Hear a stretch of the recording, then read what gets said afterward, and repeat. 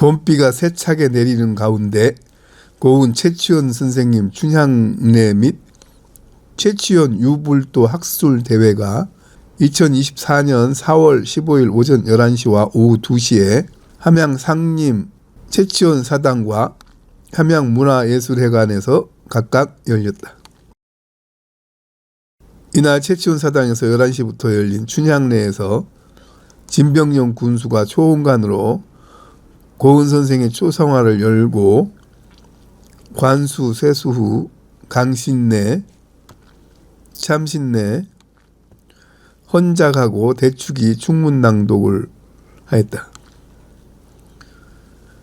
계속 아현례, 정원례, 강평순으로 진행되었다. 이어서 오후 2시부터 문화예술회관 소강당에서 일부 식에서 김윤수 지리산 문학관장이 사회를 보며 기회사를 하고 진병영 군수 환영사, 최병주 경주체시 중앙종회 고문, 최용배 경주체시 함양종회 회장 등이 축사를 했다.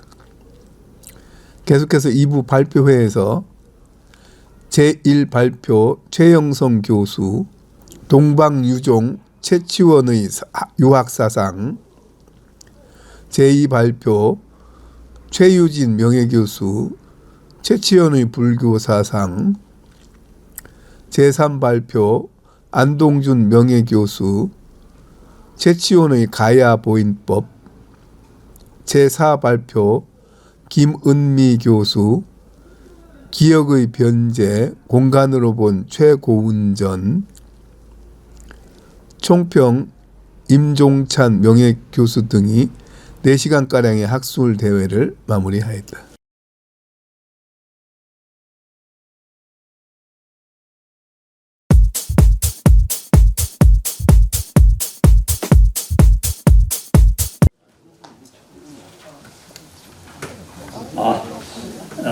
이제 1분 남았는데 1분을 생략하고 시작하겠습니다.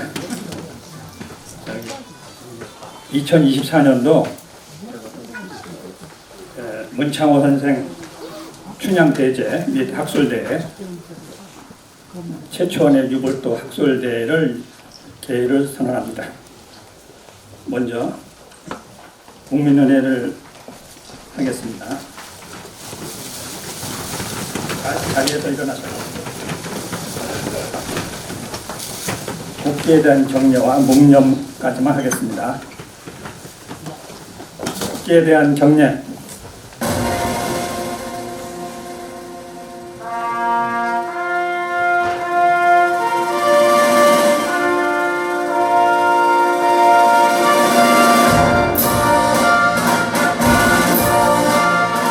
나는 자랑스러운 태극기 앞에 자유롭고 정의로운 대한민국의 무궁한 영광을 위하여 충성을 다할 것을 굳게 다짐합니다.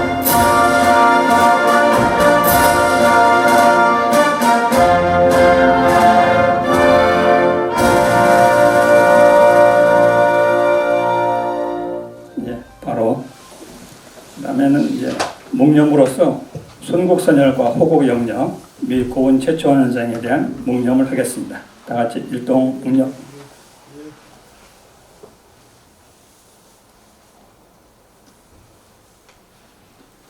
바로 모두 자리에 앉아주시기 바랍니다. 애국가는 코로나 시대에 지키려고 하니까 생략하도록 하겠습니다.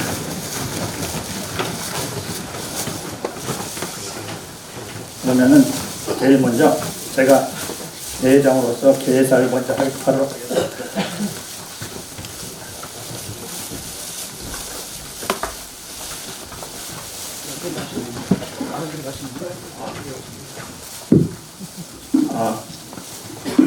반갑습니다. 우리 최초원 역사공원은 제 생각으로는 최초원 역사공원만 있는 것보다는 백연소원으로 활용해서 같이 조명하는 것이 좋겠다는 생각이 듭니다. 우리 함양읍에서 유서 깊고 유일한 소원인데 백연소원은 고은 최초원 선생과 전비재 김종직 선생 함양에 두어진 묵민관을 모시는 소원으로서 그것을 겸하는 역할을 하면은 최초원 역사 공원만이 아니라 대견소원으로서 전국적으로 커다란 문화 콘텐츠로 확장이 된다고 생각이 듭니다. 그 다음에 7페이지요. 남북학의 쌍벽인 화엄사상과 해인사주지 희랑대사의 화엄 감정에 대한 축시, 즉 희랑화상 7원 10절을 팔폭 병풍으로 조성하여 사당 내에 전시하거나 11일 광장에 건립하여 함양에서 창작한 시, 함양이 문학의 고향임을 선양할 필요가 있습니다. 종교 다원화 시대를 맞이하여 고은 선생의 삼교 회통 정신을 엿볼 수 있는 심융정교비, 여기 인백기천이 있고 심융정교라고 현수막에 있습니다. 마음으로는 유불도 삼교, 정교와 삼교죠. 삼교를 융통했다, 융합했다라는 뜻의 비석을 하나 크게 세워놓는다면 이것이 바로 고은 선생의 사상을 선양하는 것이고, 또 함양 재임시 고향을 그리하며 지은 시 추야우중도 여러 가지 설이 있습니다만은 저는 함양에 있어서 함양에 재임하시면서 경주에 있는 고향을 그리워하는 시라고 생각이 됩니다. 시비도 세우고 철령군 태수로서 시무 10여조 개혁상소를 올려서 실현되지는 않았지만 육두품의 최고 품계 아찬에 오른 그 현장이 바로 함양 철령군 태수 시절입니다. 그래서 여기다가 상소장이 아닌 상소장, 진성여왕한테 상소를 올린 상소장을 따로 건립하여 역사적으로 기념할 필요도 있다고 생각이 됩니다. 개헌필경 학당을 통해 개헌필경을 지속적으로 강연하여 그 가치를 제고하고 한국 한문학, 한중우호, 산사매교, 국제외교의 고전, 개헌필경을 세계기록유산으로 등재시키면 함양군이 세계문화유산 남계서원과 세계기록유산, 개헌필경을 쌍벽으로 보유할 수 있습니다. 100년 뒤에 세계기록유산을 위해서는 함양군이 선점, 독점하여 개헌필경 책판을 판각하여 소장할 필요가 있습니다. 100년 뒤에는 그 책판이 세계기록유산이 될 것입니다. 올해 학술대회 주제는 최초원의 유불도입니다. 고은 선생은 유불도, 문사철, 한중일의 융합정신, 우호 교류문인으로서 모두가 존경하고 학습하는 동아시아의 성현입니다. 함양 상림과 개헌필경, 사산 비명 등 앞으로도 광범하고 정밀하게 연구할 주제는 무궁무진합니다. 예산이 좁게 확정되어 일지 학자들에게 청탁한다면 심오한 학술 연구가 이루어져 더욱 풍성한 성과의 학술대회를 열 수 있을 것입니다. 여러 지원과 성원을 베풀어 주신 여러 군수님과 여러 군민 여러분, 경주채씨 종친 여러분에 대한 존경과 감사의 말씀을 드립니다. 감사합니다.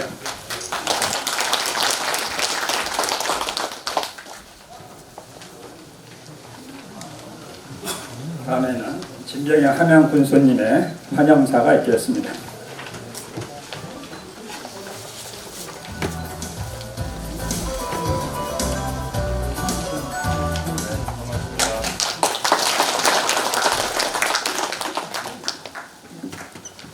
네, 일기도 고르지 못한 날씨에 함께해 주신 모든 분들께 감사드립니다. 함양군수 진백령입니다. 우리 고은 최천 선생님의 유불도 사상에 대한 학술대회를 오늘 개최하게 된 것을 매우 뜻깊게 생각합니다. 오늘 행사에 함께해 주신 우리 정상기 문화원장님, 이창구 남계서원 원장님, 이준우 예총 회장님을 비롯한 우리 유림 회원님들 참석에 감사의 말씀을 드립니다.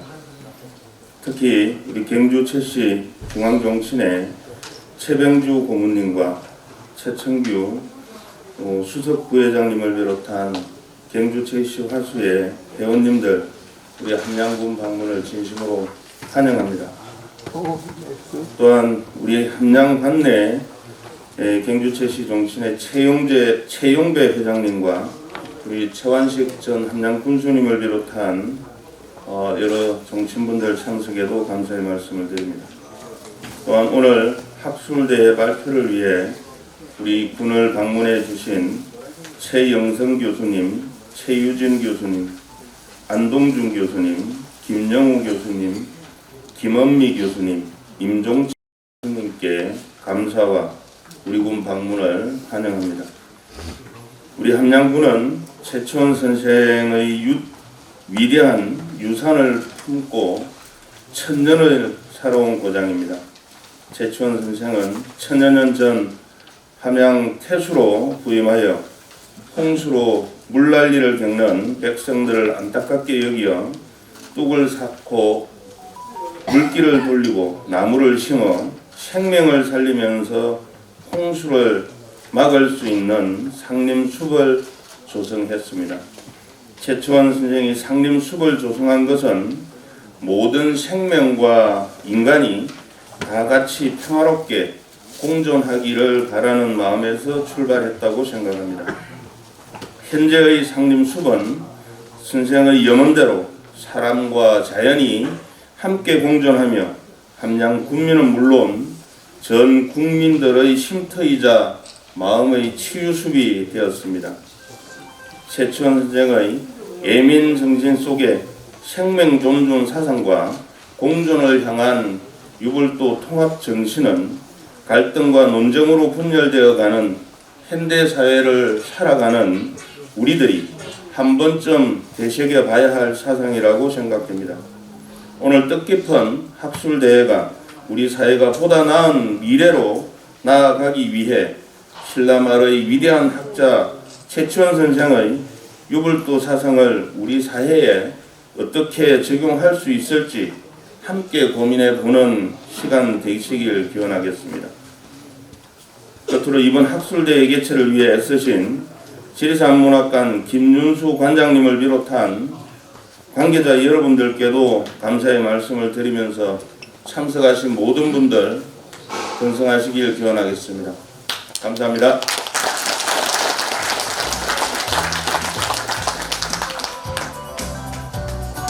네, 군수님 감사합니다. 여기 또 군수님이 내빈 소회까지 다 해주셔서 더 감사합니다.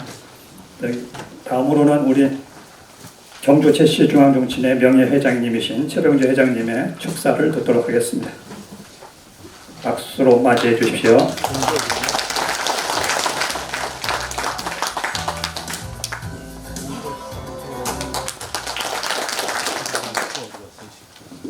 네, 안녕하십니까. 21세기의 화두는 기후변화라고 합니다. 생태 환경의 도시 이곳 상림에서 제4차 학술대회를 개최한 것을 진심으로 축하합니다. 오늘 이 행사를 적극적으로 후원해 주시고 물심양력으로 도와주신 진병영 교수님께 다시 한번 감사를 올립니다. 그리고 오늘 참여해 주신 내외 기민 여러분, 국민 여러분, 그리고 아침 일찍부터 16곳에서 서울, 부산, 대구, 광주까지 어려운 곳을 나신 중앙정신의 종원정신 여러분들께도 아울러 감사를 드립니다. 그리고 이번 발표는요, 특히 유불선 3교를 주창해서 각 분야에 어떻게 보면은 고운학을 대표할 수 있고 새로운 역사를 학술대회는 새로운 역사를 쓰기 위함이라고 저는 생각합니다. 오늘 특히 한국전통문화대학의 최영석 교수께서는 여러분들도 잘 아시지만 문집은 물론 또 중국에서도 중국어로 또 출판까지 해주셨습니다. 오늘 모처럼 만에 반갑기도 하고 감사를 드립니다. 그리고 불교계에서도 최유진 교수께서는 경남대학의 고은 선생을 불교적인 가치로서 재조명해서 또 준비를 하셨고 또 어떻게 보면은 도가의 그런 그 가야보일법이라고 일반인들한테 생소하지만 저는 상생하고 소통하는 가야보일법을 도교적인 차원에서 우리 경상대학교의 안동주 교수님께서 또 발표를 해 주셨습니다. 이와 같이 고은 최치원 선생은 사실은 천년의 옛 태수 여기에 지금의 천령군 태수로 역임을 하셨죠. 뜻깊은 이곳 함양에서는 이번 학술대회가 세 번째라고 기록이 되어 있습니다. 저희 후손으로서는 무한한 영광으로도 생각합니다.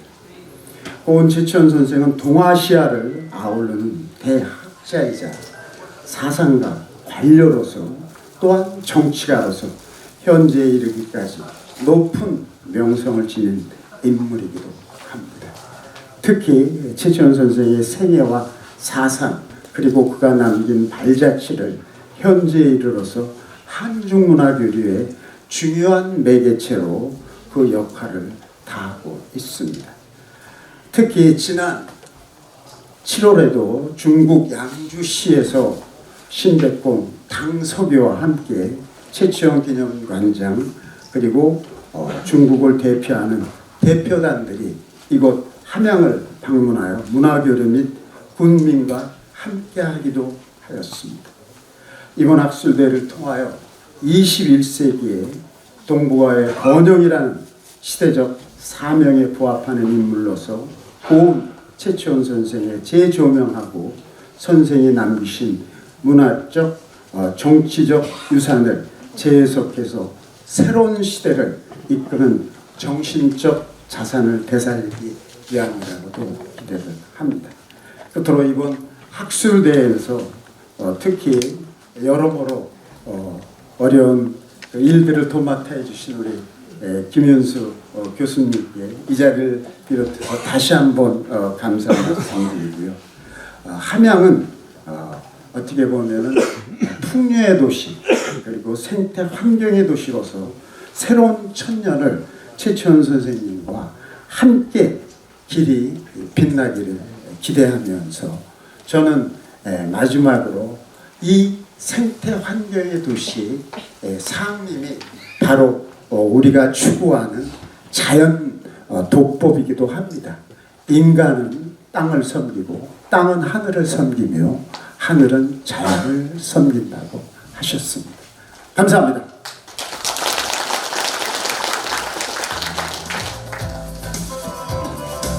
예, 축사해 주신 조정도 회장님 감사합니다.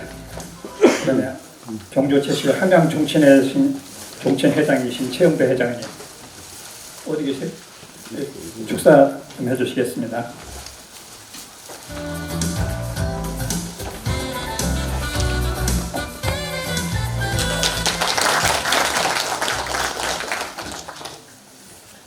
오늘 일기도 고르지 못한데도 불구하고 이렇게 많으신 분이 같이 자대해주셔서 정말로 감사합니다. 아까 오전에 우리의 재향을 모실 때 하늘에서 뭐가 떨어지는데요. 아마 최치원 선생님이 감업하셔가지고 그 눈물이 흐른 게 아닌가 이렇게 생각을 해봅니다. 그렇습니다. 지금 봄입니다. 봄의 기운이 우리 상림에 한껏 무르익어갑니다. 이러한 시기에 천년의수 우리 상림에서 최치원 선생의 유불도 학술대회를 개최하게 된 데 대해서 축하와 또 아울러 감사를 같이 드립니다. 2018년도에 우리 역사공원을 만들어서 그때 처음 제안을 했습니다. 그러나 그 이후에 약 4년 정도 코로나19도 있었고 여러 가지 어려운 사정으로 저희들이 향례를 올리지 못하고 있었습니다. 그러나 지난해부터 다시 향례를 올리면서 학술대회로 같이 개최하고 있습니다. 우선 함양인의 일원으로서 또 저희 시존임으로서 그 후손으로서 상당히 감사하다는 말씀을 이 자리에 빌어서 드리고 싶습니다. 그리고 지금까지 이 학술대회를 적극 지원해 주시는 우리 진병영 군수님 그리고 또 이 학술대회를 준비하는데 성심껏 애를 써주신 우리 김윤수 관장님 정말 고맙습니다. 문창우 우리 고은 최 선생께서는 신라의 풍류를 중심으로 해서 유불도를 융합한 인문정신으로 1100년이 지난 지금에도 우리가 그 인문학을 공부하고 있습니다. 이것은 지금 우리 사회 현상이 날로 이기주의적 갈등이 심해가는 즈음에 아마 이 갈등을 해소할 수 있는 크나큰 지혜가 될 수 있다는 생각도 해봅니다. 신라 말에 중앙 통제력이 상당히 약화되고 난 뒤에 많은 쪽에서 군웅할구하고 있는 시기에 최지원 선생은 그래도 오로지 국가와 그 백성들의 안위를 걱정했던 그러한 구국 정신이 지금 이 시대를 살아가는 우리에게도 우리 모두의 기감이 되지 않겠느냐 생각을 해봅니다. 오늘 학술대회가 보다 깊은 연구 발표와 토론을 통해서 선생의 애민 정신이 면면히 흐르는 이 상림에서부터 전국 그리고 전 세계로 배어 나가기를 한 번 더 기원을 해봅니다. 거듭해서 우리 최지원 선생의 유불도 학술대회가 개최됨을 한 번 더 축하드리면서 그리고 앞으로도 이 사업이 계속 지속되기를 기원합니다. 네, 감사합니다.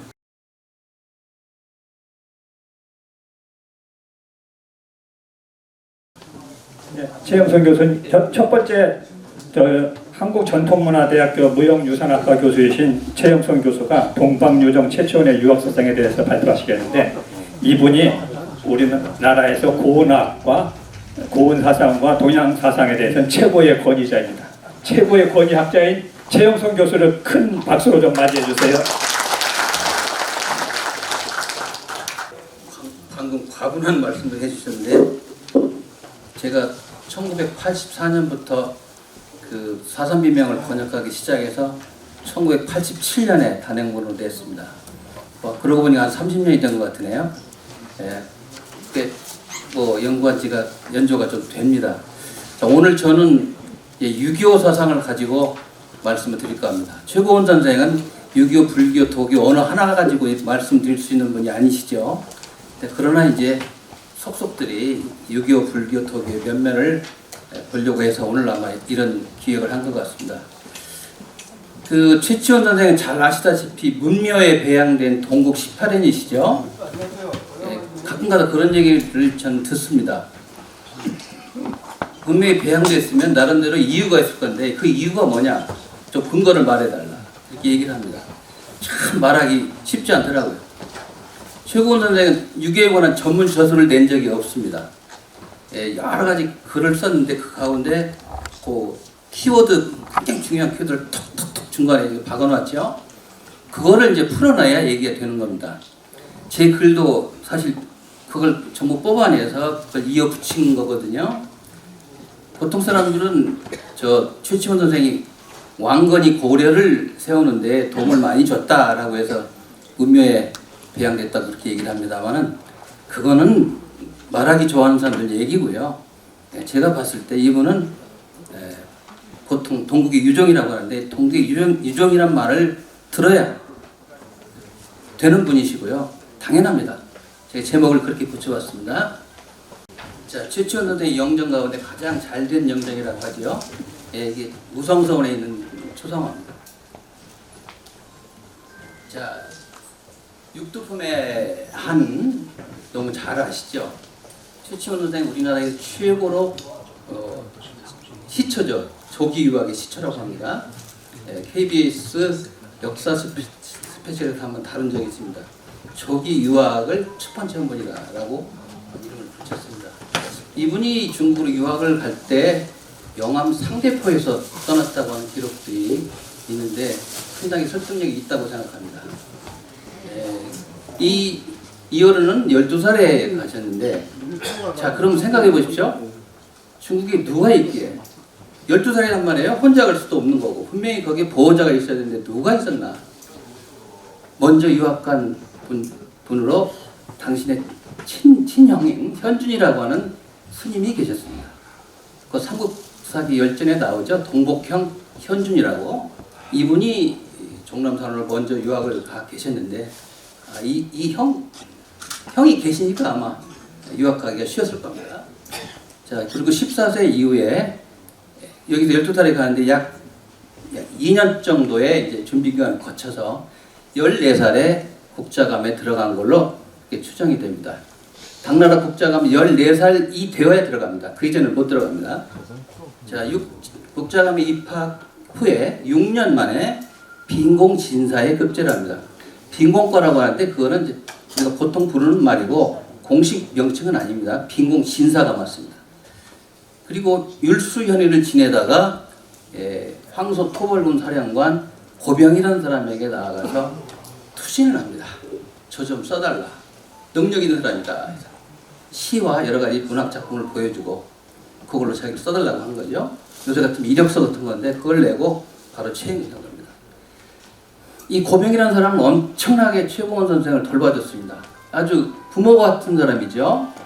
나중에 신라로 들어갈 적에는 아주 한번 보통 우리가 잘 가라고 하면 그만 아니에요? 근데 계속 중간에도 사람을 보내가지고 선물을 보내고 뭐 아주 안부를 그렇게 자주 물었던 사람입니다. 자, 29세에 출발을 해가지고 이듬해 3월달에 신라에 도착을 합니다. 이 과정도 굉장히 재미있기도 하고 복잡하기도 한데요. 그때 이 최고원 선생은 당나라 황제의 조서를 가지고 옵니다. 그 당시는 사신을 보내기가 쉽지가 않죠. 이왕 신라로 들어간다고 하니까 당나라 국서를 그러면 가지고 가라 해서 조서를 가지고 오는데 이 조서를 가지고 온 사람이 직항로를 택했다가 풍랑이 얼마 안 되잖아요. 직항로가 있었습니다. 그 당시에도. 근데 이 직항로라고 하는 산동반도에서 지금 인천 앞바다 부근인데 거기는 섬이 하나도 없어요. 풍랑이 일면 바로 죽습니다.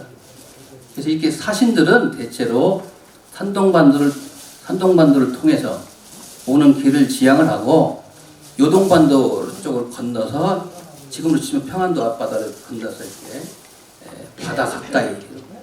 바다에 가까이로 해서 이렇게 오는 거죠.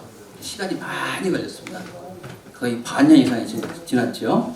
이렇게 해서 885년 3월에 신라에 도착을 합니다.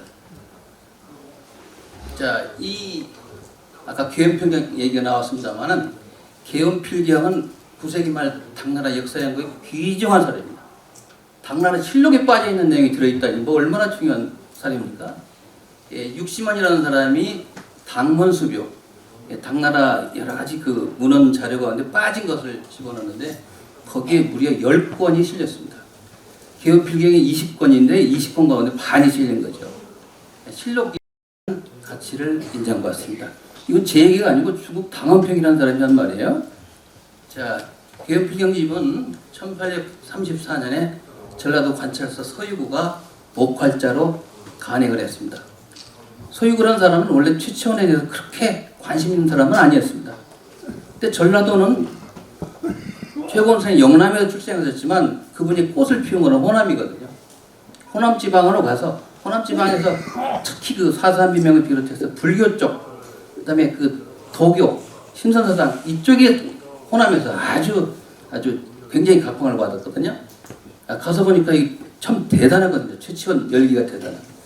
그래서 그때 이제 서유구가 바로 그 계엄필경집을 다시 재간을 하는 거죠. 그 이전에는 겨우 신라같이 홍석주 집안에 내려오는 그냥 거의 한 권짜리, 아니 한 권이 아니고 딱 한 질 남았던 게 그게 남았는데 이거를 전라도에서 다시 찍어냅니다. 이게 오늘날 중국이나 여러 나라에 퍼져서 최고관 문집으로 인정을 받게 된 거죠. 이 호남지방의 최치원 열기를 대변한 것이라고 말할 수가 있습니다. 또 호남에는 유명한 무성서원이 있죠. 최치원 선생을 모신 거기 가면 유상대도 있고요. 유상대를 당시 둘러봤는데 그때 당시 유림들이 얘기를 한 모양이에요. 아, 최고원 선생이 이런 얘기를 하니까 문집 좀 다시 내달라고 해서 이제 그런 게 계기가 된 걸로 이렇게 추정이 됩니다. 자, 이 최치원 선생의 위상이 간단치 않습니다. 큰 틀에서 이렇게 요약을 해볼 수 있을 것 같습니다. 당나라 문화의 세계주의, 거기에 잘 맞는 사람이 최치원이죠. 여기 한번 읽어보겠습니다. 당 문화의 국제적 성격으로 말하자면 사상적 정교적으로 연원과 역사가 깊은 유불도 3교 사상은 말할 것도 없고 당시로 대표된 한문학이 그런 성격을 강하게 띠고 있었습니다. 지금도 그렇습니다만 지금도 한시를 지어서 한족일은 다 통하지 않습니까? 당시는 더 말할 것이 없죠. 당나라에서 이룩된 한문학은 그 격식이나 수준에서 주변 제국에 지배적인 영향을 끼쳤습니다. 모든 문화 교류가 한문을 통해 이루어졌고 그것도 당나라 때 와서 규범화되고 격식화된 한문학을 통해서 이루어졌습니다. 이러한 국제적 분위기 속에서 신라는 당나라가 주도하고 있던 평화 공존적인 국제 질서와 개방적인 문화 풍토 속에서 나름대로의 독자적인 문화를 발전시켜 나가고 있었습니다. 이 한가운데 서 있는 분이 바로 최치원입니다. 자, 신라인들은 당시에 문명세계를 지향하였습니다. 이 문명세계를 지향한다라고 하는 개념이 동문이라고 하는 두 글자로 요약이 되어 있습니다. 이걸 그래서 제가 동문세계라고 제 저서에서 말한 적이 있습니다. 이 문자는 이제 단순한 문장이 아니고 문학이 아니고 문화를 같이 한다는 거죠. 자, 최치원 선생은 진감선사 및 첫머리에서 이렇게 얘기합니다. 인무이국이라 도불론이뇨 인무이국이라 도는 사람으로부터 멀리 있지 않고 사람에게는 출신국에 따라서 차이가 없다. 인무이국 이렇게 8글자를 썼습니다. 이거 무슨 말이죠? 무슨 말이죠? 도라고 하는 것은 사람으로부터 멀리 있지 않다. 사람은 출신국에 따라서 차별이 없다. 당시 당나라가 굉장히 무시했죠. 주변 제국들 오랑캐라고. 그렇지 않다. 딱 8글자로 정리했습니다. 여기 인맥기침도 다 좋은데 이게 아주 진짜 백이에요. 8글자가 도구는 인목이 최고거든요. 그건 다 끝난 거예요. 자, 12살에 조기 유학을 해가지고 빈공진사에 급제를 하고 당나라의 관리 생활하고 황소인 안에 종군을 합니다. 이거는 바로 신라인이 지향하는 문명세계 그 큰 틀에서 얘기를 할 수가 있습니다. 자, 요게 진감선사 비문에 나온 거 아까 말씀드렸습니다. 최치원 선생은 대표적인 국제통입니다. 당나라 중심의 국제 질서 속에서 시대 감각과 현실 인식을 익혔습니다. 이만한 사람이 없죠. 세계사적 발전 과정 속에서 신라의 역사 현실을 파악을 했습니다. 이분이 중국에 유학을 안 갔다면 어떻게 됐을까요? 책 한 권 못 내고 말았을 겁니다. 공부를 중국 가서 무지하게 했어요. 중국 가서 공부를 해보니 이 신라의 우수성이 드러나는 거죠. 신라 안에 있었으면 절대로 이분의 그 민족 주체의식이 나오지 못합니다. 역설적이죠. 그리고 이분은 두 차례 입당을 했습니다. 여러분들 한 차례 간 것만 알고 있는데 그렇지 않아요. 나중에 또 신라 임금의 사신으로 중국에 들어갑니다. 혹은 고정을 해서 제가 밝힌 적이 있습니다. 그러고 나서 당나라 가서 그 소종 황제라고 있는데 소종 황제가 다 망해가는 당나라를 이렇게 세우려고 하는 노력상을 보고 돌아와서 시무책을 제시를 합니다. 근데 이게 받아들이지 않았죠. 자, 중국에서 보는 최치원 요약하면 3가지로 요약할 수가 있습니다. 9세기 동북아 문화 질서에서 신라를 대표하는 굴지인물이다. 그러니까 중국 가면 퇴계선수 잘 몰라요. 율곡선생 잘 모릅니다. 최치원 하면 알아요. 그러니까 중국 사람이 딱 봤을 때 이 자태를 보니까 거기에 들은 사람은 최치원밖에 없거든요. 두 번째, 중국 문화의 해외 이식의 상징적 인물입니다. 세 번째, 국제화의 표상적 인물이다. 이렇게 3가지로 요약할 수가 있죠. 자, 시진핑이라는 사람이 여러 번 최고원 선생의 시를 인용을 했죠. 이 동북아에는 이렇게 시를 가지고 외교를 하는 전통이 있어요. 근데 우리나라는 다 죽었죠. 중국은 남아 있어요. 이 시진핑이 이제 박근혜 대통령을 만나가지고 범해라고 하는 그 시 가운데 2구절을 읊었습니다. 그쪽 사람들 다 생각이 있어서 읊었는데 뭔 말인지를 모르는 거예요. 이거는 제가 조선일보에 기고를 한 겁니다. 달리 기고한 게 아니고 하루는 춘추관에서 전화가 왔어요. 저한테. 이렇게 범해란 시의 2구절을 읊었는데 이게 뭔 말이냐. 빨리 좀 알려달라. 시인데요. 어떻게 정답이 나와 있습니까? 이게 쉽지 않죠. 시간을 좀 달라 그랬더니 자꾸 재촉을 해요. 내일 아침에 조선일보에 실어야 되겠다. 제 나름대로 이거를 해석을 해서 보냈는데요. 그거는 아까 해석 내용은 아까 앞에 말씀드렸던 그 세 가지 말씀드렸잖아요. 그 틀에서 제가 말씀을 드렸습니다. 그 이튿날 바로 실었더라고요. 자, 양저 최치원 기념관 가보신 분도 있고 안 가보신 분도 있겠지만 대단합니다. 외국인을 위해서 이렇게 사당이라면 사당이죠. 기념관을 짓고 제사까지 지내도록 허용하는 경우는 없죠. 지금까지. 자, 이 최치원 선생은 두 가지 사상이 한 분에게 이렇게 한 사람이 두 가지 사상을 다 갖추고 있어요. 하나는 동인의식입니다. 신라인으로서의 민족 주체의식이 들어있고, 또 하나는 이분은 답답하게 민족 주체의식만 가지고 또 살지 않았어요. 동문의식이라는 걸 가지고 있습니다. 세계화, 국제화로 번역할 수 있는 그 두 개를 다 가지고 있는데 이게 안에서 충돌을 안 일으켜요. 아주 서로 잘 융합을 하고 있습니다. 보편성과 특수성의 문제죠. 이거는 동인이라고 하는 건 신라 사람이, 이건 특수성의 문제죠. 동문, 국제화, 세계화 문제는 이건 보편성의 문제입니다. 지금도 그렇습니다만 모든 학문이 보편성과 특성의 문제로 귀결이 된다고 봐도 틀린 말이 아닙니다. 이분은 벌써 그거를 인식을 하신 분이죠. 지금으로부터 약 1200년 전 분인데도. 자, 동자, 같을 동자. 너, 나, 고금, 동서를 가릴 게 없다. 얘기죠. 같을 동자다.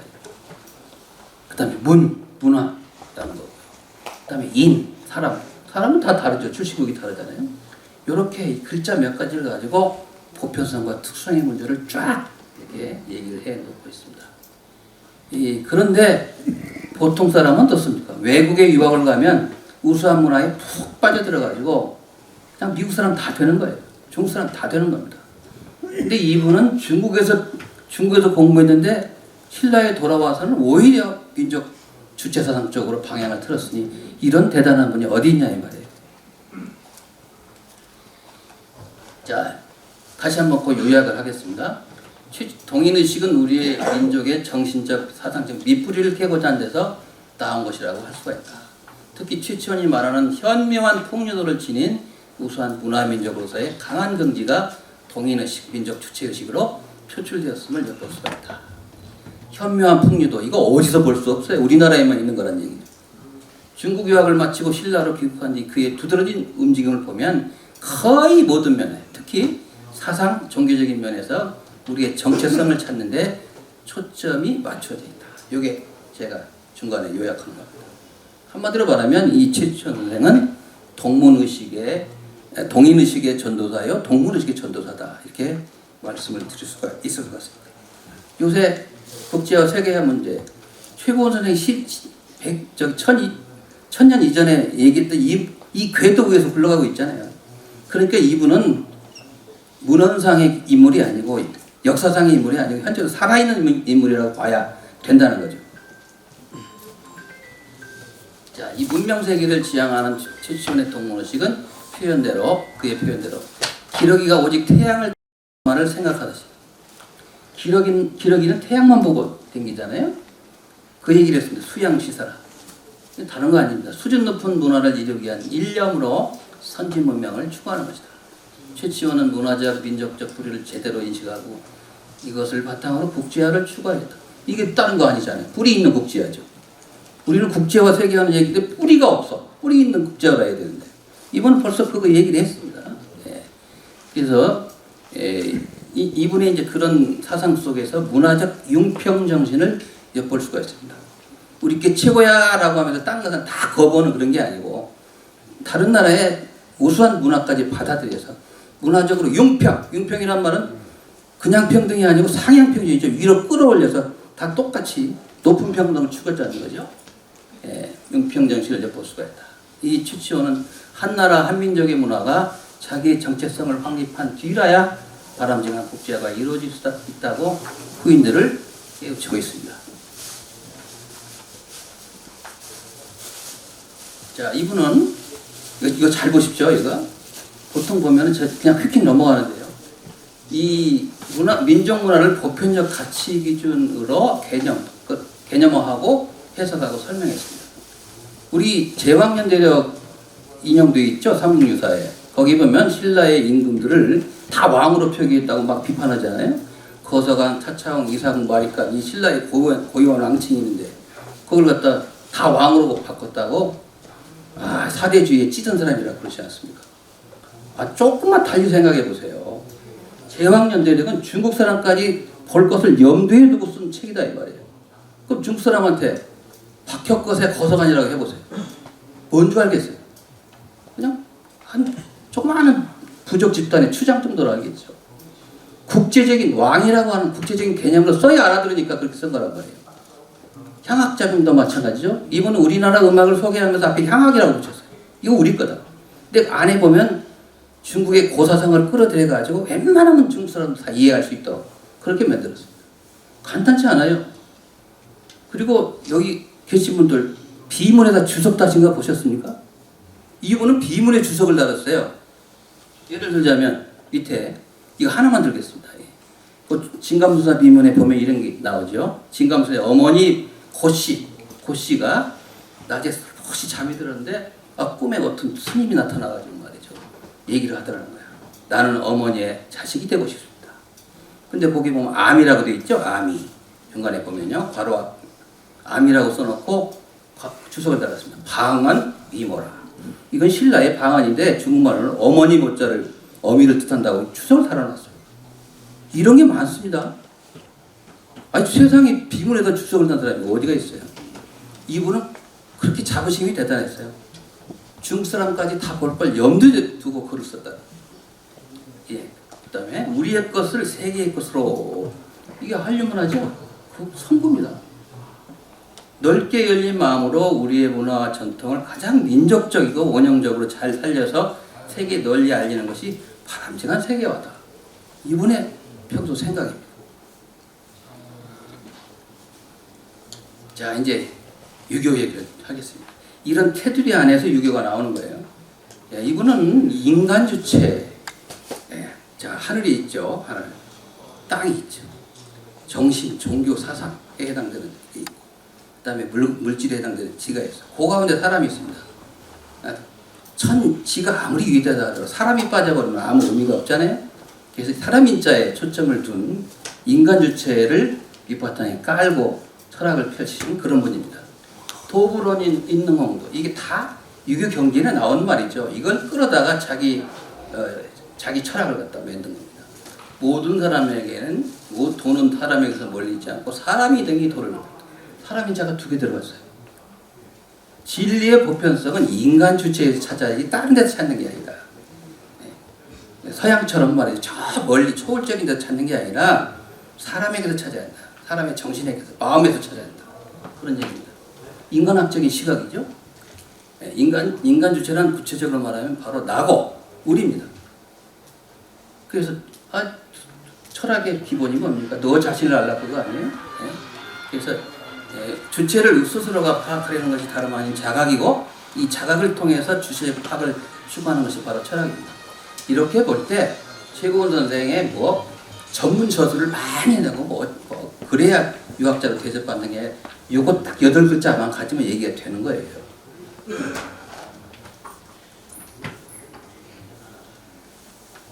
자, 그 다음에 해인사 안주원벽기 보고 보면 이렇게 되어 있어요. 하늘이 귀하게 여기는 것은 사람이고 사람이 본으로 삼는 것은 하늘이다. 그 밑에 대목. 사람이 도를 지향하는 것이요 도는 사람에게서 멀리 있지 않다. 그러므로 도가 높아진다면 사람은 저절로 귀하게 된다. 도와 길도자하고 사람인자의 관계를 이렇게 정립을 했습니다. 그런데 이제 이런 전통이 후대까지 쭉 내려오는데, 논산 출신의 유명한 그 일부 김항이라고, 근데 민족 종교에 아주 선구가 되는 사람이죠. 그분이 정역을 썼습니다. 주역은 들어가서 정역 들어보셨어요? 한국의 주역입니다. 한국의 주역. 이분이 거기서 그런 얘기를 했어요. 천지가 1월이 없으면 빈 껍데기요. 1월 해와 다른 진인이 없으면 빈 그림이다 그랬어요.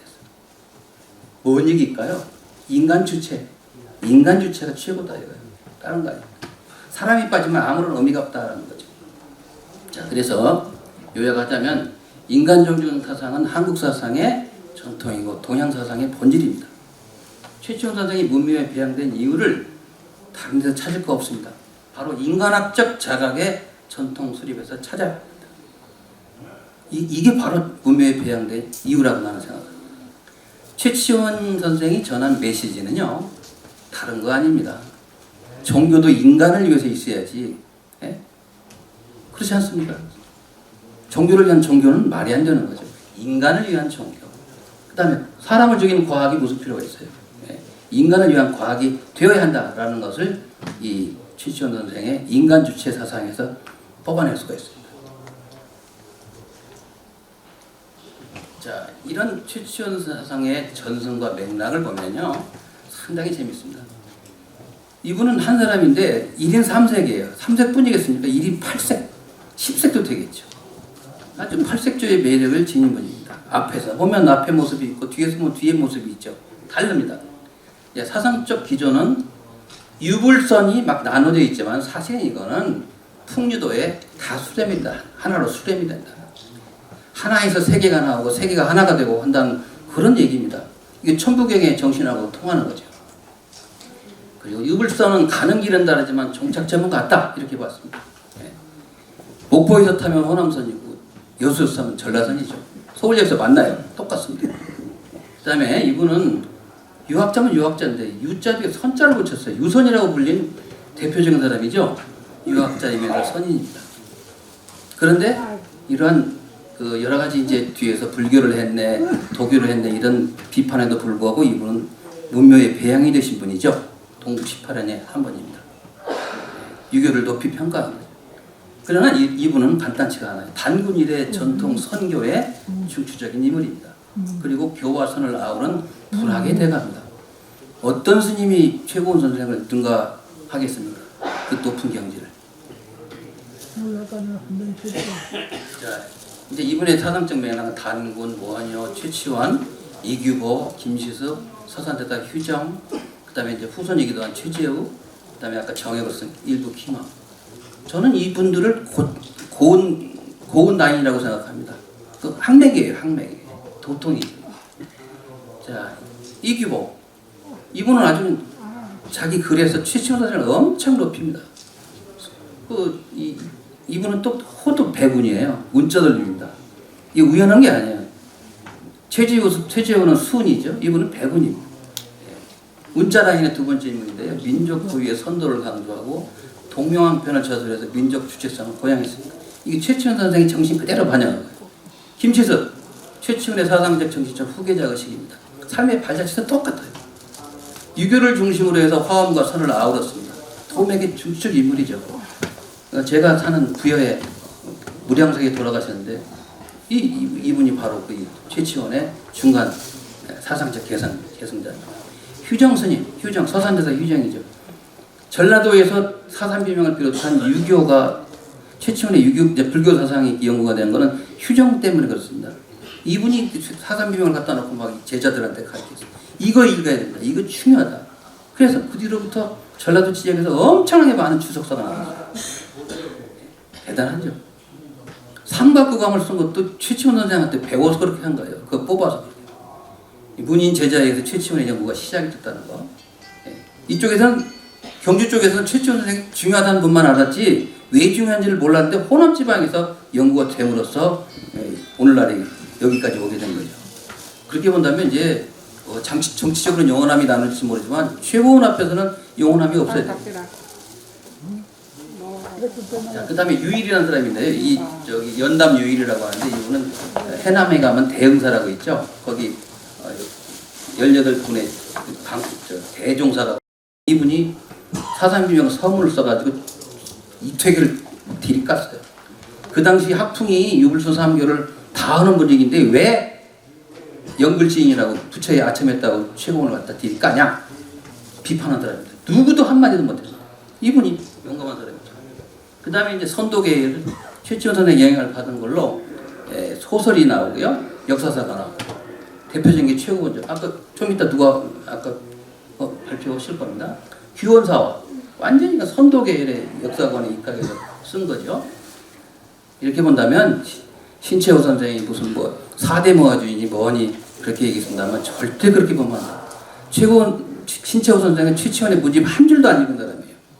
예, 그렇게 말할 수 없어요. 예, 한때는 민족이 망했으니까 희생양이 나와야 되잖아요. 누군가 책임을 져야 돼요. 그러니까 이제 김춘추, 김부식, 최치원 이렇게 해가지고 4대 모아주의. 이 사람들이 나라를 망했다고 하는데 읽어봤냐고요. 이분의 민족 주체성 얼마나 대단해요. 그 다음에요. 박재가. 이게 박재가 나올 줄 몰랐어요. 이분은 북한론자 아닙니까? 선진문물을 받아들이자고 한 분 아니야? 이분은 또 그 측면에서 최고원을 갖다가 숭배한 사람입니다. 이분이 그런 얘기 있어요. 압록강 동쪽에서 천여 년 동안 이 구석진 나라를 일변시켜서 중국과 같은 문명에 이르게 하려던 사람은 앞서는 최고원이고 뒤에는 중봉 조원이 있다. 그렇게 얘기했어요. 이제는 북학파에까지 영향을 끼친 겁니다. 최재훈은 말할 거 없죠. 이거 뭐 후손입니다. 여기에 와서 그동안 조선시대 와서 없어졌던 민족 종교가 다시 생겨나가지고 오늘날에 뭐 증산교, 원불교 뭐 엄청나게 많잖아요. 거기에 영향을 끼치는 겁니다. 이제 시간이 얼마 안 남았습니다. 요약을 좀 하겠습니다. 동방유종의 유학사상과 특징. 우리나라 유가에서는 최치원을 유학자, 불가에서는 도락자, 선가에서는 동방선파의 중요한 인물로 봤답니다. 어느 것이 최치원의 학문 본령인지 보통 사람은 얼른 알아듣기 어려울 때가 있습니다. 최치원은 유자로 자처합니다. 이분은 당시 항상 유자라고 그래요. 유자로 자처하고 그 길을 걸으면서도 불교나 도선사상의 본령에도 정통하였습니다. 특히 불교에 대한 이해는 실로 높은 수준, 깊은 수준입니다. 불교학자 또는 불교인이 아닌가 의심하는 것도 무리는 아닙니다. 그러니까 최치원 선생님, 퇴계 선생님 보니까 이게 아무리 봐도 불교인 같아요. 그러니까 비판을 할 만하죠. 불가의 승려들이 최치원을 존경하는 것이 유학자들의 비할 바가 아니었습니다. 지금도 사찰에 가면 최고원 모신 곳이 한두 개가 아니잖아요. 최치원의 학문 생활 꼬집어 부처의 아첨한 사람이라고 비판하는 경험까지 나왔습니다. 최치원은 도의의 함양을 중시하였습니다. 다만 이것으로 자처하지는 않았죠. 그 다음에 최치원을 문장가로 하는데 최치원 선생이 들으면 기분 나빠 할 일입니다. 문장가로 자임을 하지 않았습니다. 이분은 문장에 힘쓴 것은 맞습니다만은 심학, 마음심자, 마음 다스리는 게 매우 중요하다. 마음심자, 심학을 매우 중시했고 그거를 화려하게 문장 꾸미는 것보다 우에다 이렇게 줬어요. 그게 굉장히 중요한 문제입니다. 최치원 선생은 기본적으로 도문일치, 문장의 중요성을 아주 일찍부터 깨달은 분이죠. 문장이 없으면 진리를 전할 방법이 없어요. 그런데 이게 그래서 도와 문이 일치가 되었다. 문이제도, 문이라는 것은 문장이라는 건 도를 싣는 도구다라고 하는 그런 관점을 지녔습니다. 사장에 대한 문장에 대한 도덕의 우위를 지켰습니다. 또 존심 양성을 기초로 한 위기지향, 남한테 보이려고 하는 유학이 아니라 자기의 심성을 둬야 하는 존심 양성을 기초로 한 위기지향에 힘썼습니다. 일부 대목을 보면은 뒷날 꽃을 피우는 성리학의 묘맥까지도 엿보이게 합니다. 성리학이라는 게 뭡니까? 하늘과 인간의 관계죠. 그걸 궁구하는 것 아닙니까? 특히 그 가운데 인간의 심성 문제, 심성적 문제인데 아주 세밀한 데까지 들어가고 있어요. 이런 것들 전문 저술로 안 써놓고 쪼각글로 써놓으니까 찾아내기가 어렵다는 거죠. 최치원을 문장가 또는 불교인으로만 보아서 절대로 안 된다는 거죠. 최치원은 고운야의 은일적 태도에 대해서도 세상을 바로잡을 책임이 있는 유자가 취할 바가 아니라고 보았습니다. 나중에는 세상이 너무 험악해서 산으로 들어가셨지만 기본적으로는 유자는 이러면 안 된다. 고운야학이 돼서는 안 된다라는 태도를 가졌습니다. 벼슬길에 진출하는 건 역시 정도를 밟아서 나아가야 한다고 하였습니다. 이것을 볼 때 그의 학문 방법이나 학문 태도 등은 유교 사상의 바탕을 두었고 수기치인의 본령에 충실하려 했다고 평할 수가 있습니다. 지금도 최치원을 문장가라고 하는데 문장가 맞죠. 그러나 그 위에 철학이 깊다는 얘기를 붙이고 그 얘기를 해야지 단순하게 문장가라고 하면 굉장히 외람스럽다. 그리고 이분은 상품의 유교를 지향한 분입니다. 그냥 대충 당나라 때 나오는 추석 그런 경전이나 있고 약간 주석이나 달고 그런 분이 아니고 굉장히 상풍이라는 것은 굉장히 철학성이 높은 경지까지 끌어올렸다는 거죠. 최치원은 도의의 연마와 심성 문제에도 관심을 보였습니다. 중국 송나라 때 발행한 도학의 묘맥마저도 엿보입니다. 도학은 송나라 때 가서 나오지만 이미 최치원 단계에서는 이런 뿌리가 엿보인다는 거죠. 고병에 보는 성자매 시에서는 인간 본성의 심원을 말했습니다. 인간 본성의 심원이 뭐예요? 바로 천도죠. 예. 최치원의 이것을 보면 최치원이 당나라 있을 때부터 상당히 심성 문제에 관심이 깊었고 이에 대한 일정한 연마가 있었음을 보여줍니다.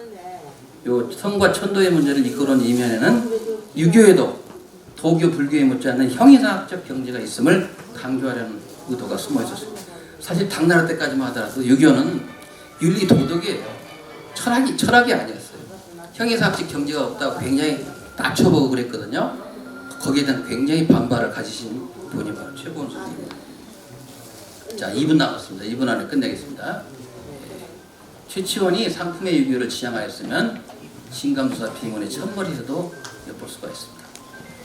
요 내용이 아주 간단하지만 공자가 이른바 천도의 유형을 묵지하라는 말을 묵지하는 내용을 말로서 나타낼 수 없는 어느 도단의 경지에 있는 선에 비유하였습니다.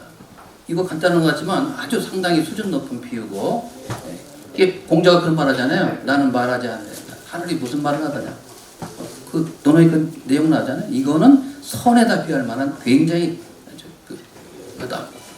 선에다 비할 만한 거라고 이렇게 딱 평을 하는데 수준이 높아요. 유교에서 드물게 말하는 형이상학적 경계를 인용하여 선에 비유한 것은 유교에도 도불에서 말하는 초월계가 있고 또 이것을 중시한다는 점은 정말 은연중 부각하여 유교의 수준을 끌어올리는 의도라고 저는 생각합니다. 아울러 이것을 통해서 따지고 보면 불교나 유교가 통한다, 삼교가 통한다라고는 삼교유통을 꾀하려 한 것이다 이렇게 생각을 합니다. 최치원 문묘종사의 당위성, 최치원이 추구했던 유교는 앞서 말한 것 같이 상품의 유교였습니다. 파는 상품이 아니라 최고라는. 이것은 당시 상대적으로 낮은 위치에 있었던 유교를 도교나 불교와 대등한 단계로 끌어올려 유교의 실상을 재인식하려고 했다는 데서 중요한 의의를 지닌다고 보겠습니다. 조선시대 유학자들은 최치원을 불교에 탐닉한 학자라고 비판하고 문묘의 종사될 자격이 없다고 심하게 공격하였습니다. 이런 비판은 설득력의 의문의 여지가 있습니다. 최치원의 유자로서의 정체성과 유교 이해에 대한 본래 면목을 제대로 보지 못했기 때문이라고 생각합니다. 뒤에도 조금 더 있습니다만 시간을 지켜야 할 것 같습니다. 예, 여기서 끝내겠습니다.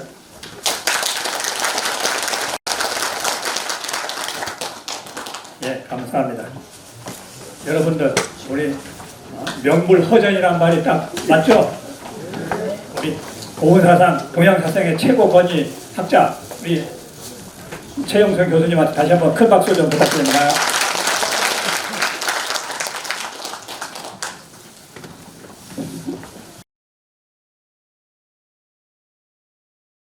자, 이제 최치원 선생님의 유학사상 했고요. 최치원 선생님의 불교 사상을 한번 탐구해 보도록 하겠습니다. 경남대학교 최유진 교수님께서 최치원의 불교 사상에 대해서 가르쳐 주시겠습니다. 저는 따로 이걸 준비를 안 해서 그냥 원고를 읽도록 하겠습니다. 책을 펴주세요. 음. 58쪽부터입니다.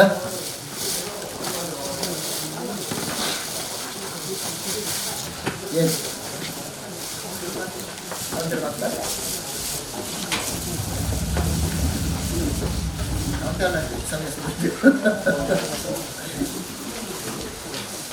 예, PPT가 없어서 최영선 교수님은 역시 쉽고 간략하게 잘 말씀을 해주셨는데 저는 그냥 원고를 띄엄띄엄 읽는 것으로 하겠습니다. 우선 58쪽 서론 봐주십시오. 최치원은 신라바르 유학자이자 문장가로 알려져 있습니다. 그러나 그는 유학뿐만 아니라 불교에도 많은 소양을 쌓아서 나름대로 불교에 대한 견해를 갖고 있기도 해서 유학자라고 한정 짓고 말기에는 그 사상의 폭이 넓죠. 동화적인 사상가로도 알려져 있어 후에 신선이 되었다고 전해져 올 뿐 아니라 우리나라의 고유한 사상에도 관심을 갖고 있어서 우리나라 풍류 사상의 선구자로 이해되고 있기도 합니다. 특히 삼국사기의 일부분이 인용되어서 전해오는 난랑비서에서는 우리나라 고대의 풍류도에 관한 내용이 담겨 있어 화랑도를 연구하는 데 귀중한 자료로 쓰이고 그 자신의 사상의 일단을 엿보게 해줍니다. 이유에서 그는 우리나라 고유의 풍류도가 3교를 모두 포함하고 있다고 말합니다. 이 글 및 그의 폭넓은 저술 등을 근거로 그의 사상은 1불도 3교 모두에 걸쳐 있다고 이해하고 있기도 합니다. 그렇지만 어쨌든 사상적으로 기본적인 입장을 어디에 두고 있는가 하는 것은 밝혀야 할 문제가 많지만 그는 불교 관계의 저술을 많이 했고 불교에 대해 상당한 정도의 이해를 갖고 있어서 그가 불교적 입장을 근본으로 하든 않든 불교에 대해 그가 어떤 태도를 갖고 있었나 하는 것을 밝히는 것은 그의 전체 사상체계를 밝히는 데 도움이 될 것으로 생각합니다. 그래서 이제 불교 사상을 중심으로 살펴보고 최치원이 불교와 다른 사상과의 관계는 어떻게 보고 있는가 하는 것도 살펴보고자 합니다. 59쪽입니다. 최치원의 불교관계 저술과 당시의 상황인데요. 최치원이 살았던 시대 이 얘기는 그냥 안 해도 괜찮을 것 같고요. 두 번째 문단으로 넘어가겠습니다. 당시에 신라는 뭐 불교 국가라고 할 수 있죠. 그런데 당시에 불교계의 주류를 이루고 있던 사상은 무엇이냐라고 얘기했을 때 일반적으로 화엄종 계통이라고 합니다. 그 위에 새로이 선종이 들어와 세력이 커지면서 두산 선문이 성립되고 있던 시대였습니다. 우리나라 현재의 소위 조계종은 물론 선과 교의 뭐를 다 통합한 통합종단이라고 하지만 일반적으로 선 위주죠. 그러니까 소위 조계종의 최고 대표자인 종정이 대대로 선사들이어서 현재의 한국 불교는 선 중심이라고 할 수가 있는데, 근데 신라 시대 때의 불교계는 화엄종을 대표로 하는 교종 중심의 불교였다가 신라 말에 선사들이 그때 당시에 새롭게 일어나는 중국의 선불교를 배워갖고 돌아와서 그래서 신라 말부터 이제 선불교가 상당히 성행하기 시작을 합니다. 그러면서 이제 고려 때 들어가면 이제 선과 교가 서로 다투게 되죠. 그래서 이제 그런 것을 어떻게 화해를 시키느냐 하는 것이 이제 문제가 되기도 하는데, 하여튼 일단 당시의 주류는 이제 화엄종이었다 이렇게 얘기를 할 수가 있어요. 저기 교종 중에. 근데 최치원은 화엄과 선 두 종파 모두에 대해서 저술을 남기고 있습니다. 당대의 대표적인 불교 사상에 대해서 모두 언급하고 있다고 말할 수 있습니다. 그래서 최치원이 불교관계 저술은 주로 그러니까 불교 이론에 대해서 무슨 체계적으로 남겨놓은 거라기보다는 그 승려들의 전기와 또는 뭐 비문 이런 것들이 주류를 이루고 있습니다. 그래서 현수전, 부석존자전, 그 다음에 사산비명, 쌍계사 진감선사 비문, 성주사 낭영화상 비문, 봉암사 지정대사 비문, 대숭복사 비문의 네 비문입니다. 그 다음에 석이정전, 석수능전 및 제문, 누각기 등이 있습니다. 그러니까 현수는 나중에 다시 나오겠습니다만은 중국에서 이제 화엄종을 대성한 법장 현수인데요. 현수 법장인데 이 사람이 전기를 쓰고 있어요. 그 다음에 부석존자는 우리도 잘 아는 의상대사요. 의상대사 그 사람이 전기를 쓰고 있고, 그 다음에 아까 최영성 교수도 발표를 하시면서 얘기했지만 이제 사산비명이라고 묶여진 비석을 쓴 비문들이 있는 거죠. 이 중에서 석수능전, 석이정전, 부석존자전은 전해오지 않고 나머지 것들은 현존합니다. 전해오는 저술을 보면 화엄과 선에 관한 저술이 주류를 이루고 있습니다. 법장화상전은 화엄 사상의 대성자인 법장의 전기이고 선사들의 비문이 세 종류 전해옵니다. 그래서 선사들의 비문과 법자화상전을 중심으로 이제 그 최치원의 불교에 대한 얘기를 하도록 하겠습니다. 우선 선에 대한 견해를 그 최치원의 비문을 중심으로 해서 알아보겠습니다. 60쪽 선에 대한 견해입니다. 최천 시대 불교계에서 세력이 컸던 대표적인 종파는 일반적으로 화엄종이라고 아까도 말씀드렸듯이 화엄종 계통이라고 할 수 있고요. 선종은 새롭게 세력을 형성해 가는 중이었죠. 그런데 새롭게 세력을 형성했다 하더라도 이미 최천 당대에 무시 못할 커다란 세력이었던 것으로 보입니다. 최천 자신이 당시에 법갈이 서로 바라보고 선비가 가장 많게 되었다. 불교 비석이 많이 나오고 선사들의 비문이 가장 많게 되었다고 말하고 있는 것을 보아도 그것은 알 수 있습니다. 그러면 이러한 선종에 대해서 최치원은 어떻게 생각하고 있었는가? 일반적으로 역사학에서는 그렇게 얘기를 하죠. 선종은 지방 호족과 결탁하고 화엄종은 왕실 내지 중앙 귀족과 유대를 갖고 있었다고 말해져 옵니다. 그러니까 새롭게 발생한 선종은 주로 이제 산에서 산문을 열어서 선종을 개창을 했기 때문에 주로 지방에 있죠. 근데 당대에 화엄종을 중심으로 하는 그런 그 도종의 불교들은 당연히 시내에 있죠. 요새 뭐 교회 보면은 다 시내에 있죠. 산에 없죠. 산에 물론 수도원 같은 게 가끔 있긴 하지만 교회는 시내에 있는 거죠. 절도 옛날에는 다 시내에 있었습니다. 근데 이제 이게 선불교가 들어오고 그 다음에 조선시대 때 불교가 탄압을 받으면서 산에 있던 절은 남아있고 산을 또 중심으로 그걸 유지하고 이러다 보니까 절 그러면 산에 있는 거고 시내에 절이 있으면 오히려 이상하게 생각을 하는데 그런 게 아니죠. 그래서 이제 원래 이제 그래서 화엄의 그 사찰들은 중앙에 있고 그리고 그 사찰들은 누가 이제 짓고 누가 거기에 시주를 하냐면은 중앙의 귀족들이 왕이 이제 시주를 해요.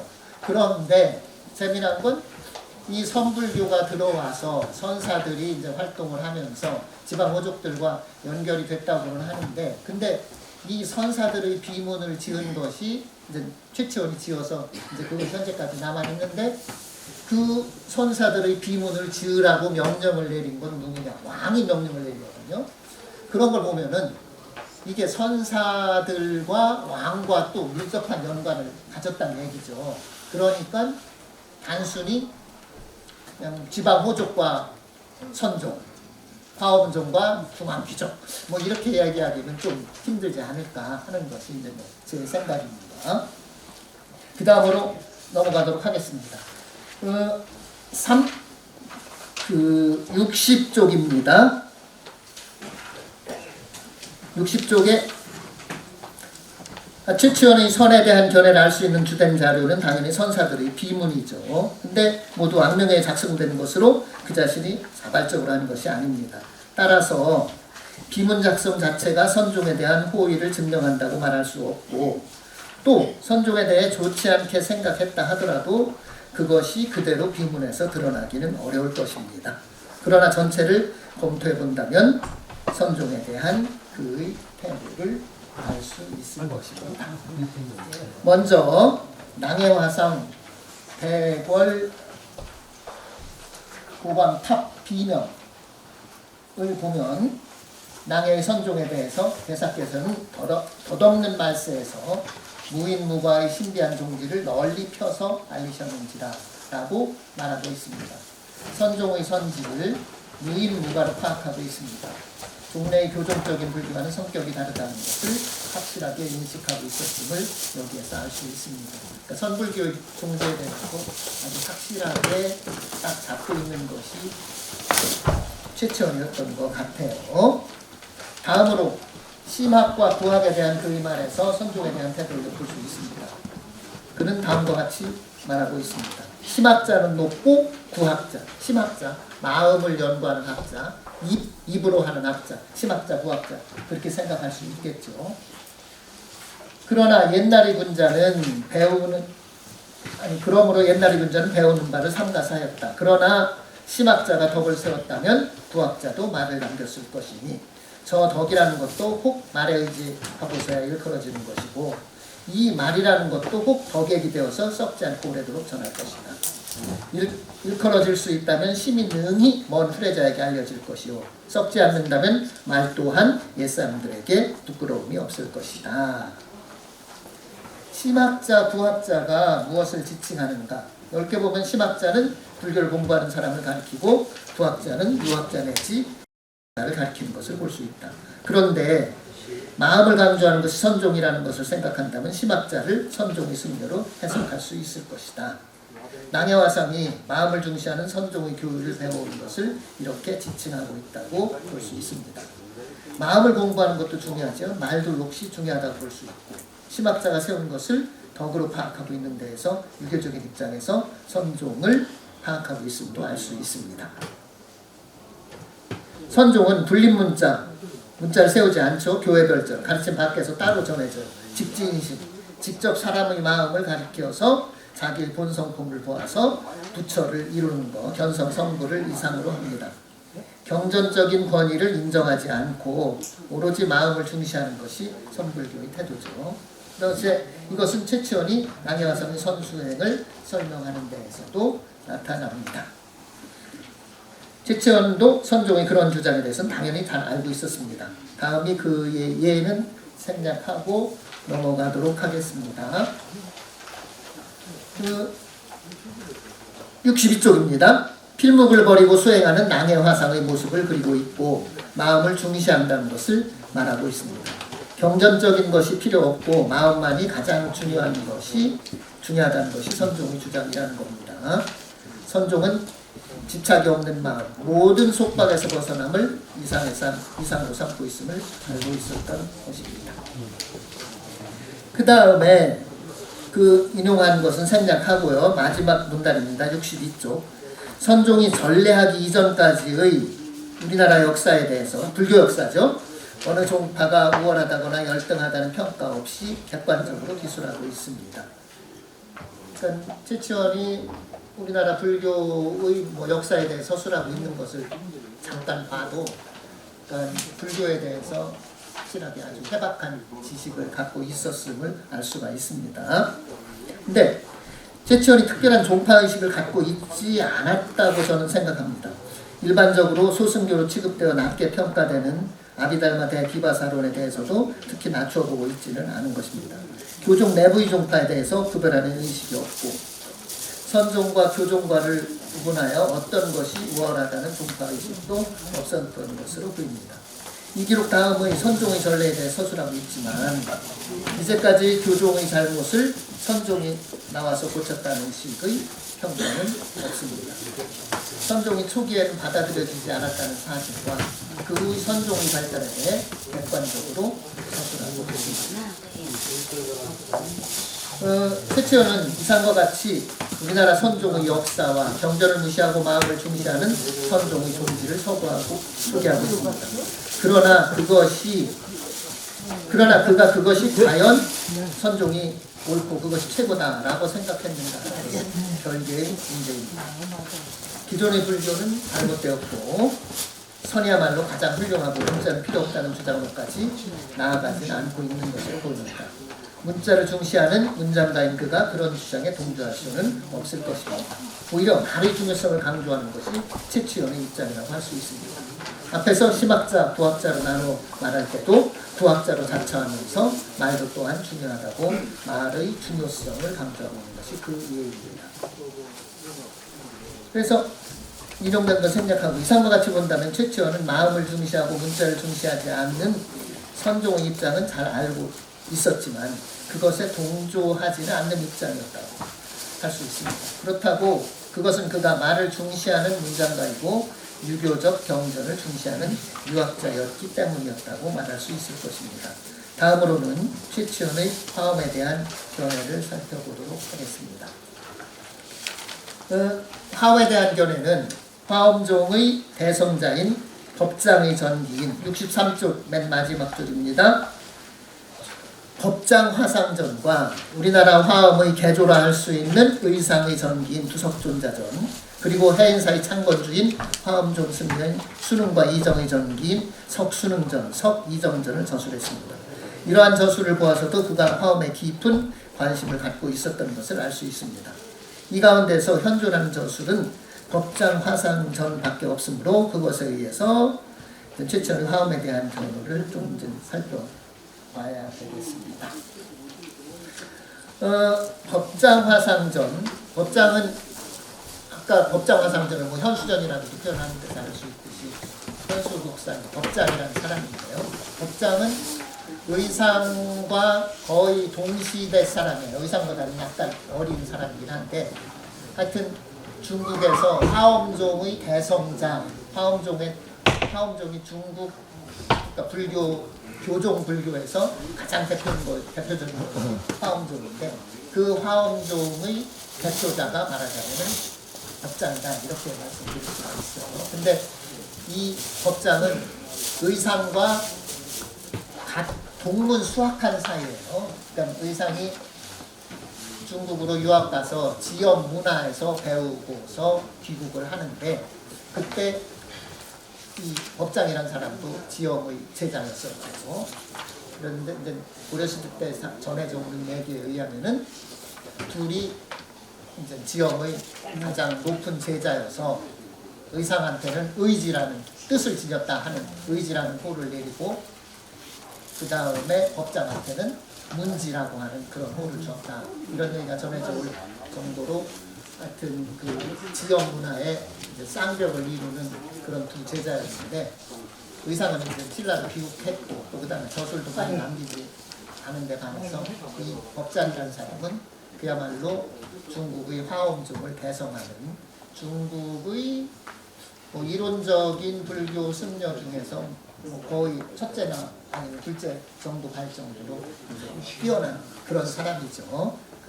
근데 이제 이 사람이 같은 이제 선배니까 그러기도 했겠지만, 이 사람이 아직도 의상을 엄청 존경을 해요. 그래서 또 의상이 이런 센 사람도 의상을 존경하니 얼마나 의상이 훌륭한 사람이냐, 뭐 이런 얘기들을 농담 비슷하게 하기도 하는데, 하여튼 그게 이제 법장이라는 사람입니다. 법장 화상전 서술의 관점을 잠깐 보도록 하겠습니다. 이게 지금 벌써 시간이, 법장 화상전 서술의 관점 잠깐 뭐 봅시다. 한종만은 최치원이 법장 화상전의 법장의 화엄 삼매권의 직심 시부에 의거해서 법장의 생애를 나누어 서술하는 것을 인간 생애의 불교화라고 표현했습니다. 승려의 전기이므로 그 생애를 불교적인 관점에서 서술하고 있는 것은 어떤 점에서는 당연하다고 할 수 있으나, 그는 유학자로서 출발했고 선사들의 비문을 쓸 때만 하더라도 이런 방식을 채택하지 않았었으므로 이런 서술 방식에 대해서도 주의를 해볼 수 있습니다. 그 자신의 사상적 입장이 불교를 훨씬 더 받아들인 쪽으로 바뀌었다고 해석할 수도 있음직합니다. 물론 유교를 버리고 불교로 간 것은 아니죠. 근데 약간 이 법장화상전 서술할 때가 언제냐면 904년 최치원이 해인사로 이제 은퇴해서 해인사에 살 때 이 법장화상전을 지었다고 그래요. 그러니까 이제 해인사에서 형님인데 승려가 형님 덕분에 아마 거기에 얹혀 살았지, 아니면은 뭐 중이된 건 아니니까요. 거기에 하여튼 승려는 아닌데도 해인사에서 살고 있었어요. 근데 해인사에 살고 있으면서 아까 얘기한 뭐 현수 국사전이니 또는 뭐 부석존자전이니 석순응전이니 석이정전이니 이런 것들이 전부 다 이제 화엄전과 관계가 되고, 그 다음에 그 해인사 석순응전과 석이정전은 이제 해인사 창건주란 말이에요. 그러니까 해인사와도 이제 관련이 되고, 죄송합니다. 해인사와 이제 밀접한 관계가 있는 사람들인 것들을 보면은 아마도 이제 이 법장화상전의 저술도 그것과 이제 뭐 연결 시킬 수가 있을 것 같아요. 실제로 법장화상전의 내용 중에 뭐 자기 형이 좀 이것 좀 쓰는 게 어떻겠냐 해갖고서는 뭐 사양하기도 힘들어서 뭐 어쨌다 뭐 이런 얘기가 비슷하게 나오기는 해요. 하여튼 그래서 이제 화엄종 계통의 저수를 하는 것도 이런 선사들의 전기를 쓰고 이런 것도 이제 그 자신이 물론 당연히 하고 싶으니까 한 거겠지만 그 당시에 해인사에 살면서 해인사 쪽의 요청 이런 것도 상당히 관계가 있지 않은가 이렇게 짐작을 할 수가 있고요. 그 다음에 이제 법정화상전을 그 저수를 하면서 금방 말씀드린 것처럼 직심 10의라는 그런 것을 원용해서 법장의 생애를 10단계로 나누어서 쓰겠다 이렇게 얘기를 하는데 그렇게 하는 것은 이제 10단계로 나누어서 10가지의 이제 중요한 사건이 법장의 생애에서 일어났다 이제 이걸 단계적으로 얘기를 하고 있는 건데 그걸 이제 그 불교적인 개념을 사용해서 설명을 하고 있는 거죠. 65쪽으로 넘어가겠습니다. 65쪽에 최초는 이 중에서 직심의 10가지와 법장의 생애를 연결시켜서 설명하고 있는 것입니다. 직심은 기신론의 설명에 의하면 올바르게 진여법을 염하는 것이고 심심은 즐거 일체의 제선행을 닦는 것이고 대비심은 일체의 괴로운 중생을 구하고 제도하는 것입니다. 이것에 의해서 본다면 직심의 10심에 의해서 생애를 10단계로 구분하는 것도 적절하지 않아 보입니다. 법장의 생애가 직심의 경우에만 해당한다기보다는 직심, 심심, 대비심의 3심에 모두 해당할 것이기 때문입니다. 그런데 왜 하필이면 직심의 10심과 연결시켜서 설명했는가? 최치원도 심심과 비심도 서로 비슷함을 볼 수 있다고 말하여 한 가지에만 연결시키는 것에 문제가 있음을 말하고 있으면서도 그러나 역시 직심이 가장 중요하다고 보기 때문에 직심의 10심으로 연결시킨 것입니다. 10이라는 완전수로 말하려면 세 가지 모두를 말하기 어렵고 그 중에 한 가지를 선택할 수밖에 없었던 것입니다. 화엄에서는 10을 완전수로 모아 무엇을 설명할 때 즐겨 10가지로 분류하여 설명하는데 최치원도 이 예를 따라 법장의 생애를 10단계로 나눈 것입니다. 그러니까 그 앞에는 거기 나온 것처럼 지등대사 비문을 지을 때는 6가지로 나누어서 설명을 한 것을 볼 수가 있습니다. 그 다음으로 66쪽으로 넘어갑니다. 두 번째 문단입니다. 최초는 이렇게 10단계로 나누어서 법장의 생애를 기록한 다음에 춘추 좌전의 3립에 따라서 유학, 사경, 심여를 3립덕으로 간연, 전역, 저수를 3입원으로 수신, 제속, 수운을 3입공으로 설명하고 있습니다.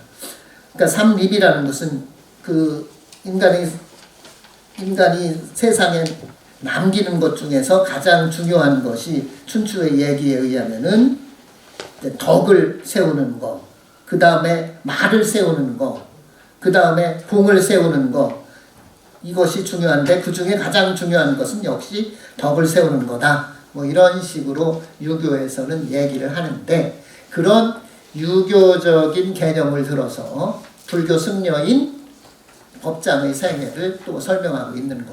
이런 점을 보면은 이제 최치원은 불교에 해박하고 불교 승려의 그 전기를 쓴다고 하더라도 역시 이제 본령은 아무래도 이제 유학자가 아니었는가 뭐 이렇게 생각할 수 있을 것 같습니다. 앞에 최영선 교수님 발표에서도 그런 말씀을 하셨지만 불교에도 아주 밝은 사람이고 나중에 뭐 절에서 살고 그랬기도 했지만 역시 이제 기본은 유학자라고 보아야 되는 것이 아닌가 하는 것 저도 그것에 동의를 합니다.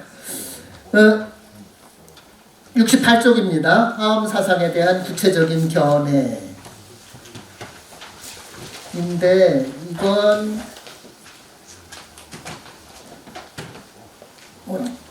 별로 자세하게 얘기하자면은 좀 길고요.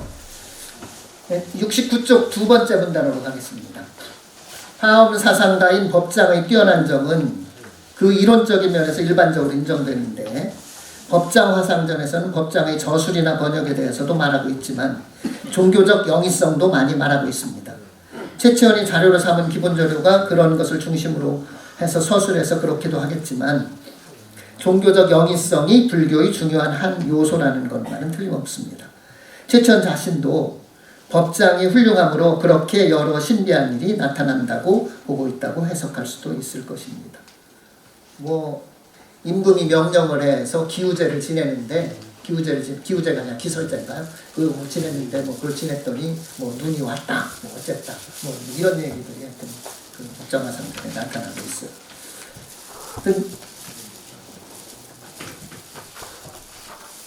그리고 이 전기에서는 법장과 지엄의 중요성을 부각시키고 있습니다. 중국 화엄 사상사에서 지엄과 법장이 차지하는 위치가 그만큼 중요하다는 것입니다. 아까 말씀드렸듯이 지엄이라는 사람은 의상과 이 법장의 스승이에요. 근데 실질적으로 중국 화엄 사상의 첫 번째 할아버지라고 할 수 있는 그런 사람이죠. 근데 전통적으로는 두순 지엄에 이어 법장이 화엄종의 제3조이자 집대성자로 알려져 있지만 이 전기에서는 두순에 대한 언급은 보이지 않습니다. 법장의 전기이므로 법장과 연관해서 지엄이 중요하기 때문에 그렇게 했다고 볼 수도 있겠으나 어쨌든 이것도 특기할 만한 일로 보입니다. 거기 그 정도로 넘어가고요.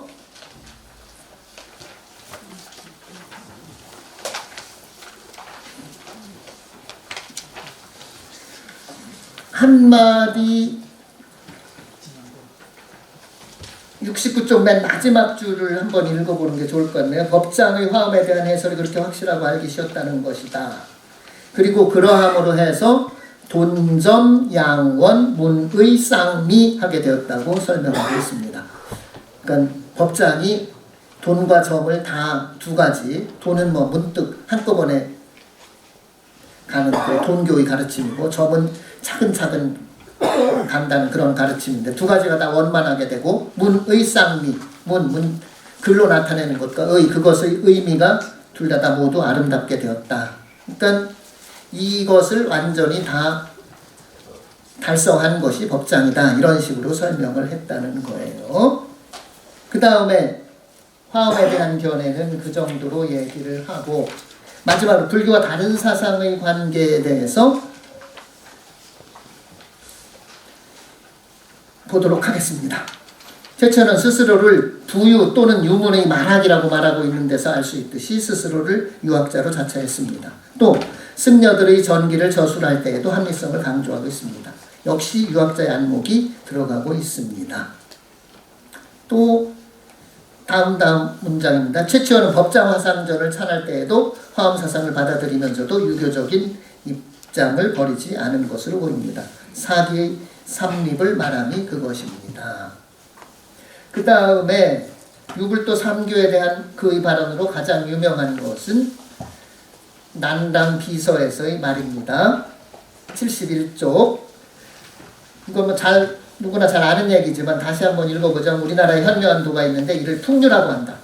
가르침을 세운 근원은 선사의 자서에 실려 있거니와 내용은 곧 삼교를 포함한 것으로 모든 중생을 접촉하여 교화한다. 이를테면 들어가 부모에게 효도하고 나가서 나라에 충성하는 것은 노사구의 주지와 같고 함이 없는 일에 처하고 말없는 가르침을 행하는 것은 주주사, 노자의 종지와 같으며 모든 악한 일을 하지 않고 모든 착한 일을 받들어 행하는 것은 주권태자, 석가의 교화와 같다라고 유교, 불교, 도교를 포괄하는 이런 그 풍류도가 있는데 이런 것이 우리나라의 전통에서 계속 내려오고 있었다라고 얘기를 하고 있는 것을 알 수가 있습니다.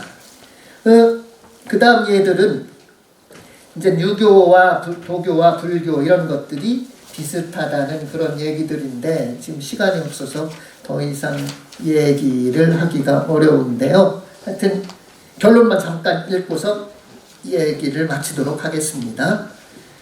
최치원의 불교 사상에 대해서 선사들의 비문과 법장 화상 등을 중심으로 살펴보았습니다.